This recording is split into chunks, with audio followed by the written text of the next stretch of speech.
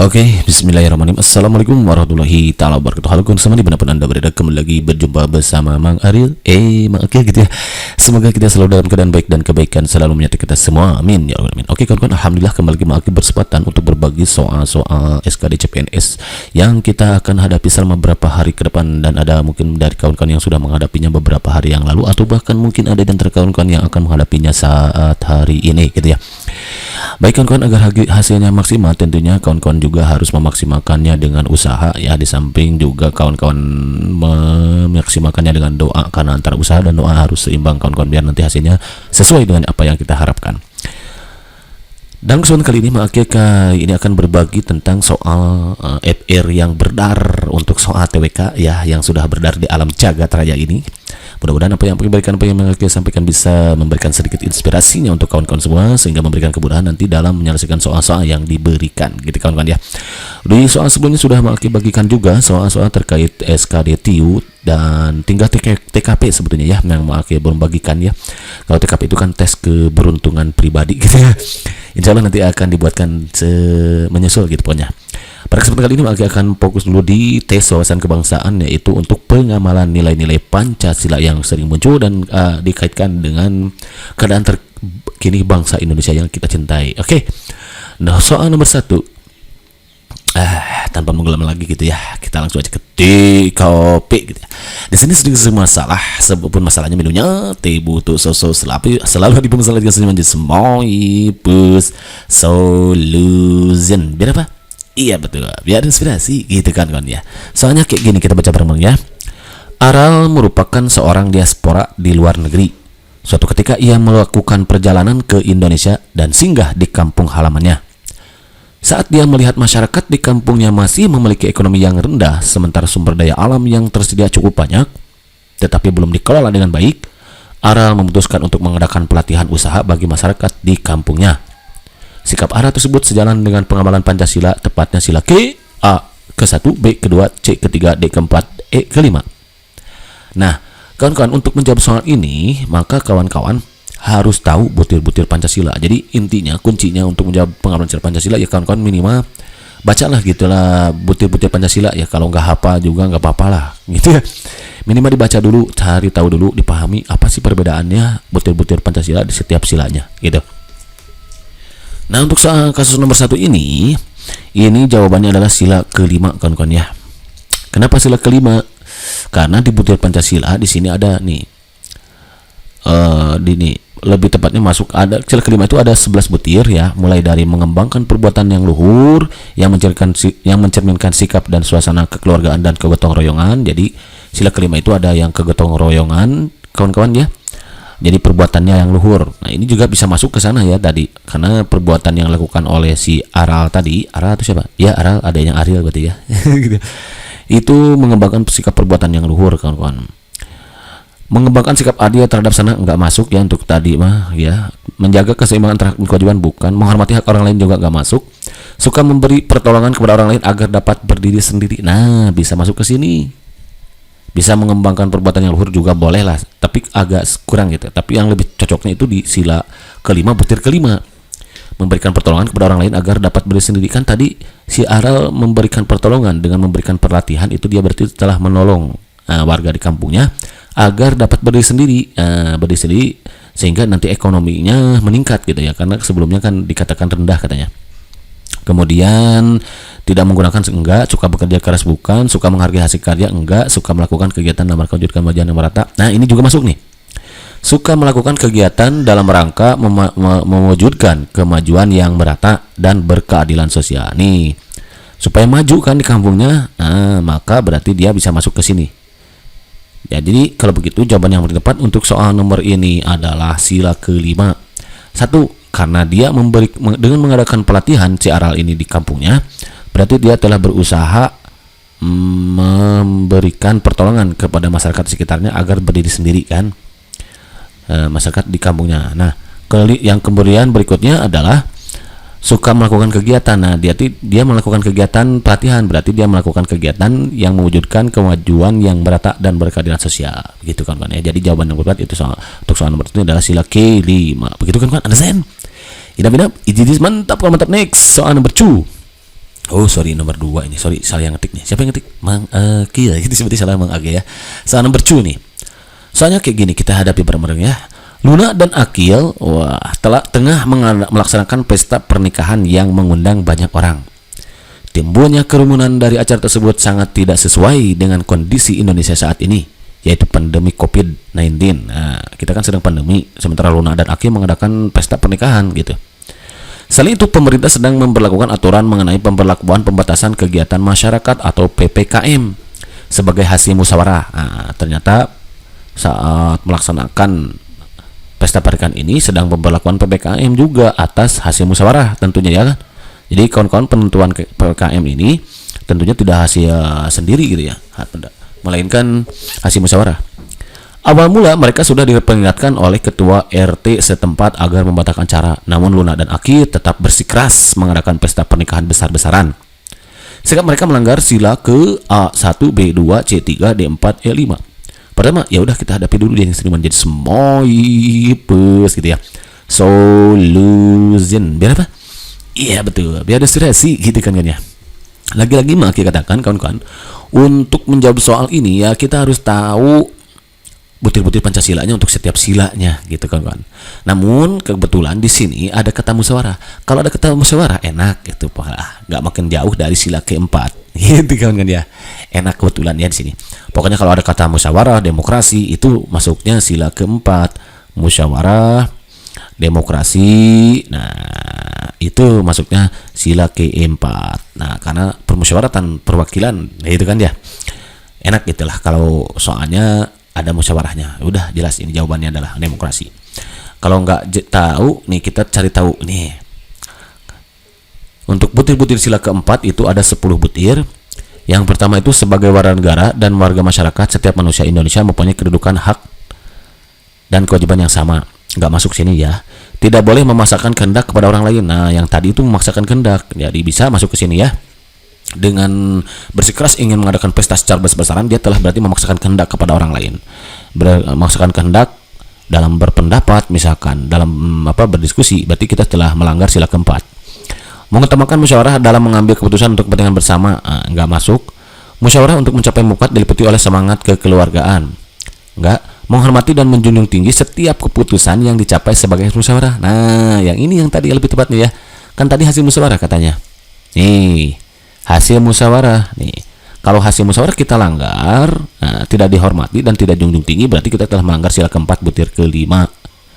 Dengan itikat baik dan rasa tanggung jawab menerima dan melaksanakan hasil keputusan tersebut. Nah, dia tidak mempunyai itikat baik untuk menerima dan melaksanakan hasil keputusan rapat. Bisa juga ke sini, tapi lebih tepatnya ke sini sih ya. Nomor sila keempat, nomor butir kelima gitu.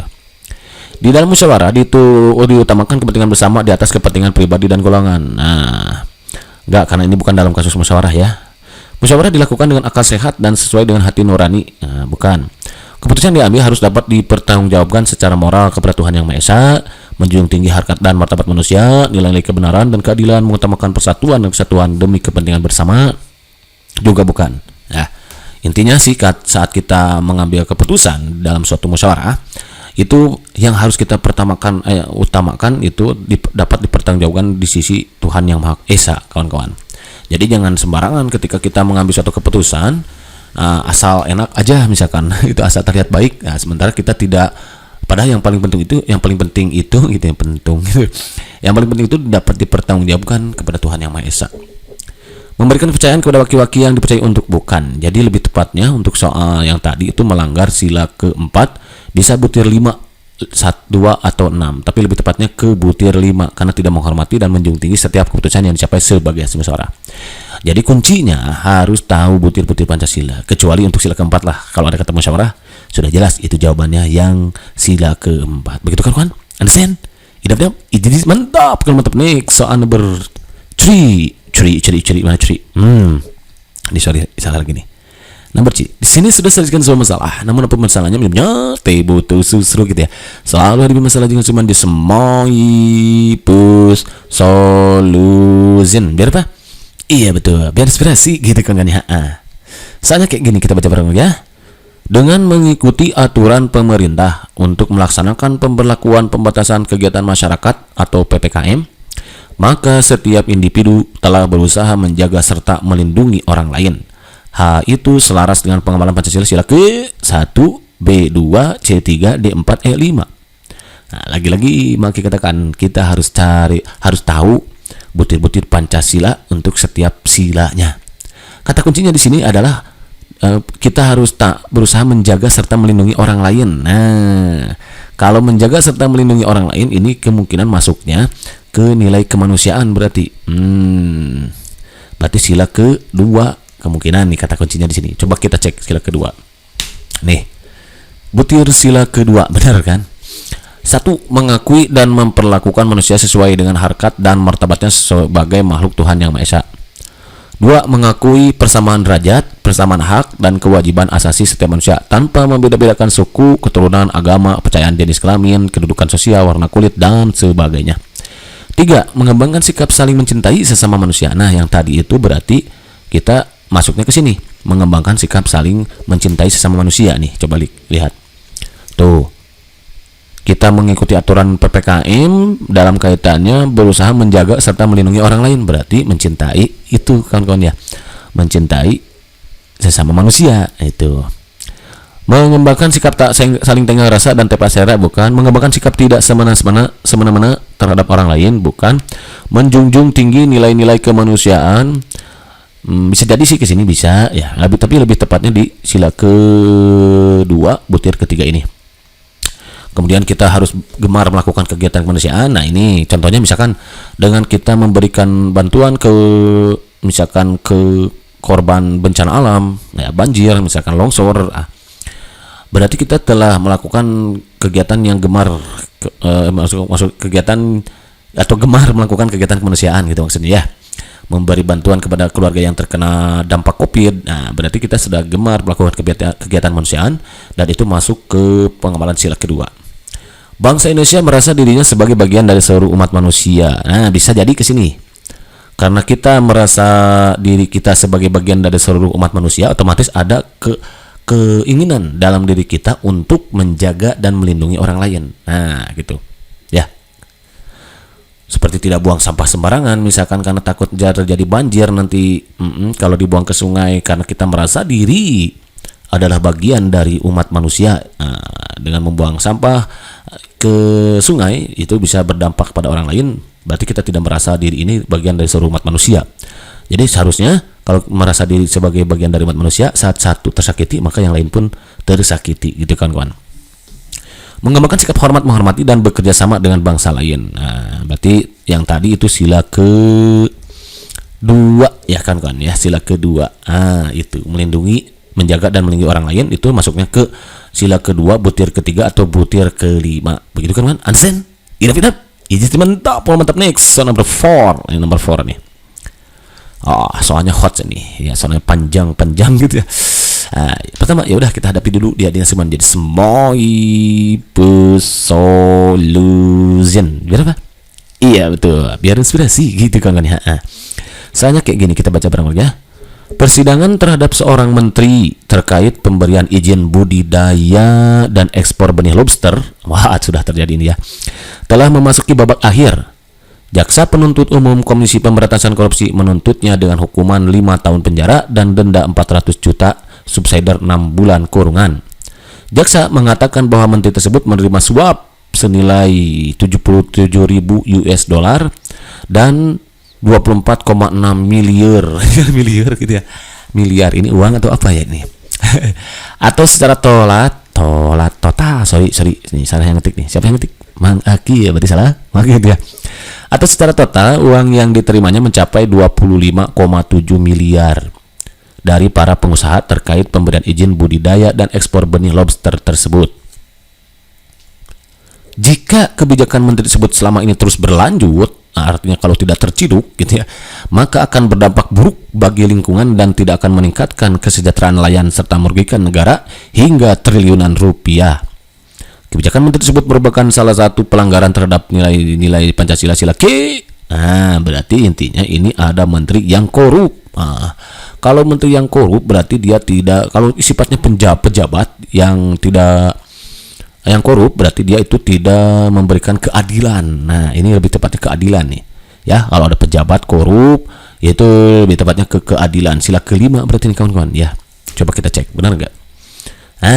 Sila kelima nih.